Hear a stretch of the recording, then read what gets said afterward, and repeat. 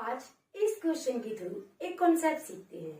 इस क्वेश्चन के अंदर हमारे पास दो सर्कल गिवन है with the radii 9 and 4 centimeter respectively. Both circles are touching each other externally.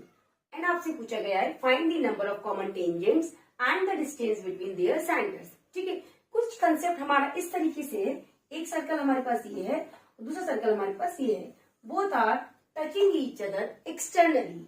तो रेडियाई 4 सेंटीमीटर, रेडियाई 9 सेंटीमीटर पहले वाली की गिवन है और दूसरी वाली की रेडियाई हमारे पास 4 सेंटीमीटर यहाँ पर ये गिवन है।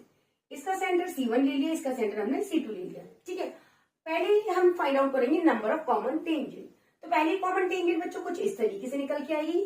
टेंजेंट जो होती है जो सर्कल को टच करती है, कॉमन टेंजेंट में उन्होंने बोल दिया कि जो दोनों को टच करे, तो ये एक कॉमन टेंजेंट हो गई।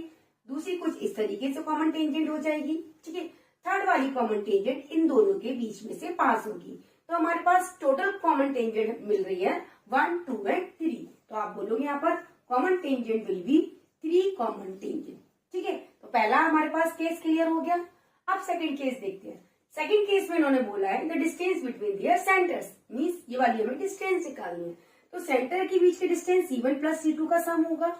C1 प्लस C2 का सम हमारे पास ये रेडियई R1 और ये रेडियई R2 का सम निकल कर आएगा। मींस R1 प्लस R2 का जो सम होगा वो हमारे पास इन दोनों के बीच की डिस्टेंस हो जाएगी। तो पहले हमारे पास R1 9 सेंटीमीटर है, ये 4 सेंटीमीटर गिवन है, तो ये मिला के हमारे पास मिलेगा 13 सेंटीमीटर। तो जो कि इसका करेक्ट आंसर होगा। ठीक है, जब भी इस तरीके के क्वेश्चन आए कॉमन टेंजेंट पे बेस, तो आपको इस तरीके से ड्रॉ करना है। नंबर ऑफ कॉमन टेंजेंट इस तरीके से निकालनी है और सम ऑफ देयर डिस्टेंस कुछ इस तरीके से आप निकालेंगे। तो ये इसका करेक्ट आंसर होगा।